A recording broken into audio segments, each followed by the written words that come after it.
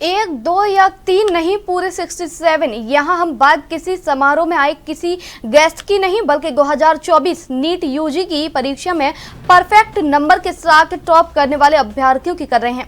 इतना ही नहीं, इनमें से 44 को टॉपर इसलिए बने क्योंकि उनको गलत जवाब देने पर ग्रेस मार्क मिले हैं।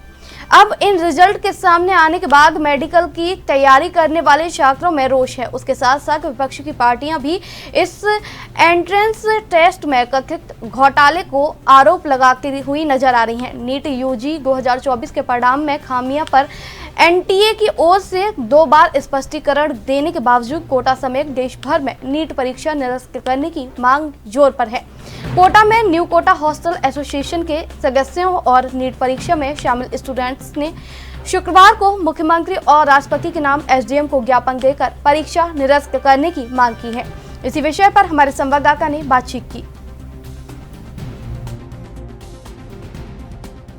अयोध्या के हेलो डॉक्टर कोचिंग में, जहाँ पे कि हर साल जो है काफी छात्र छात्राएं नीट की परीक्षा में पास होकर निकलते हैं और वो अपने मुकाम पे पहुंचते हैं, डॉक्टर बनते हैं और अपना आगे का सफर तय करते हैं।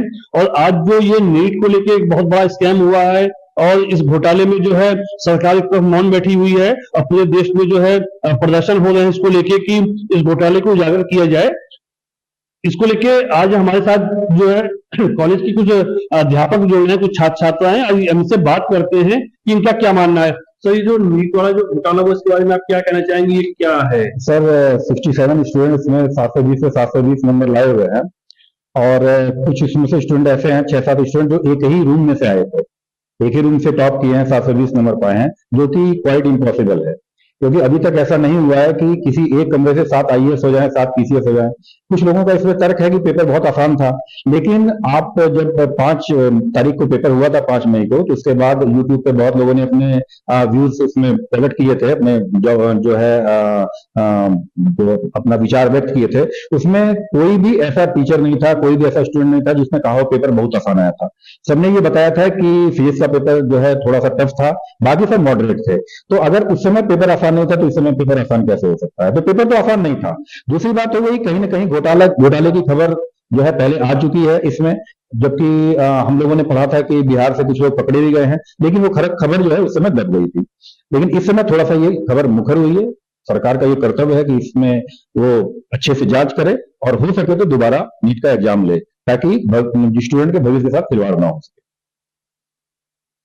हम इसमें क्लासरूम में आप देख रहे हैं कि ये जो बच्चे जितने भी हमें दिखाई पड़ रहे हैं, आप हमारे बगल भी देख सकते हैं, उधर भी देख सकते हैं, ये छात्र छात्राएं सभी नीट की तैयारी कर रहे हैं और इसी को लेके ये आगे अपना भविष्य तय करेंगे, परीक्षा देंगे।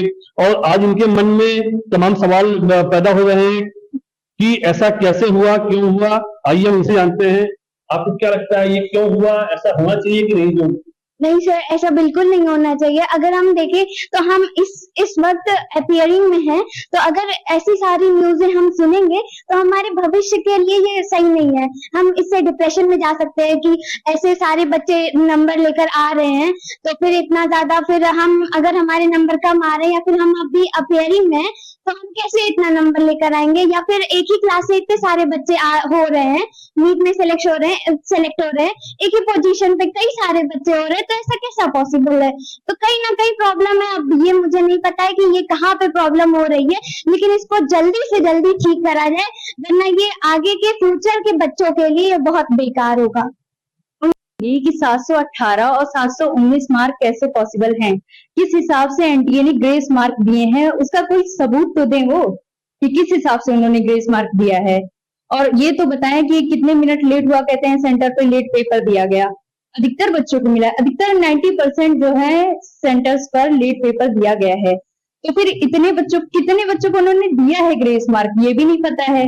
और किस बेसिस पे दिया है कि 15 मिनट लेट हुआ तो 15 चौके 60 नंबर बढ़ा दिए, या ऐसे कुछ भी उन्होंने क्लैरिफिकेशन नहीं दिया है। हमें ये जवाब चाहिए कि किस हिसाब से नंबर दिए गए हैं। जो बच्चा हमारा जैसे 620 लेके आया, उसका भी 720 आ रहा है, और जो कम मार्क्स लेके आ रहे हैं, जो नहीं डिजर्व करते वो मार्क्स, फिर भी उनका ज्यादा आ रहा है। तो हम कैसे ये सोच सकते हैं कि हम आगे की पढ़ाई करें? ये कहना है कि घोटाला नहीं हुआ है और सब कुछ सही है, साफ सुथरा है। कैसे, जैसे हरियाणा का एक सेंटर है, आप जानते हैं वहां पे रोल नंबर देखा गया है, नजदीक रोल नंबर के बच्चे जो हैं उनका 720 में से 720 आया है। ऐसे कैसे पॉसिबल है? हो ही नहीं सकता। कैसे? अगर जैसे पिछले साल देखा जाए तो उसमें चार टॉपर थे और इस साल 67 टॉपर। कैसे एक ही साल में इतने सब लोग इंटेलिजेंट हो गए? हो ही नहीं सकता भाई, नहीं हो सकता। कुछ ना कुछ घोटाला है और इसका क्लैरिफिकेशन देना होगा नीट को, एनटीए वालों को। आप सरकार से क्या उम्मीद करते हो? यही कि वो बताएं कि ग्रेस मार्क किस बेसिस पे दिए गए हैं और कितने लोगों को दिया गया है और कैसे कैसे दिया गया, मतलब वो कुछ तो बताएं। है हम इस समय अयोध्या के कुछ ऐसे अध्यापकों के साथ जुड़ रहे हैं जो कि इस परीक्षा से संबंधित उनके पास काफी अनुभव है, लगभग कई वर्षों का अनुभव है और वो इन परीक्षाओं को कंडक्ट कराने में कहीं न कहीं अपना सहयोग भी प्रदान करते हैं। आइए हम बात करते हैं, हमारे साथ जो है बीके सिंह जी जुड़ रहे हैं। आइए हम बात करते हैं कि ये पूरा मामला है क्या, ये नीट परीक्षा को लेकर जो एक धांधली की बात चल रही है, इसमें क्या है पूरा मामला?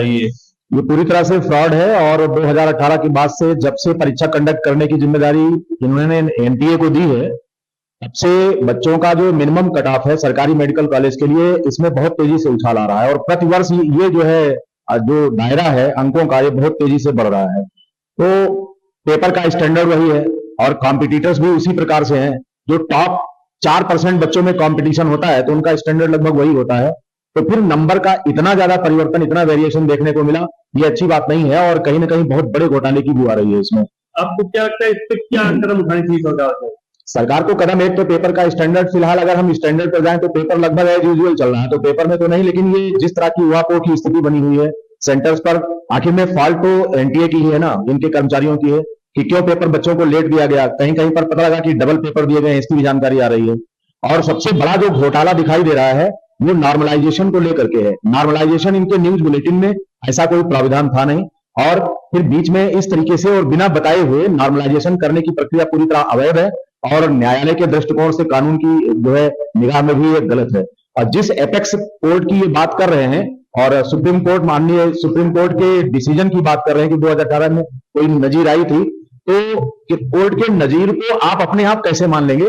क्योंकि आप एक तरीके से आपके इस व्यवस्था पर चैलेंज हुआ है, तो आप जब तक सक्षम न्यायालय का कोई आदेश नहीं होता तब तक आप या तो अपनी नियमावली में इसका सुधार किए होते कि हम नॉर्मलाइजेशन की कोई प्रक्रिया है, लेकिन नॉर्मलाइजेशन की कोई प्रक्रिया आपके न्यूज बुलेटिन में भी नहीं थी जिस समय आपने विज्ञापन निकाला था।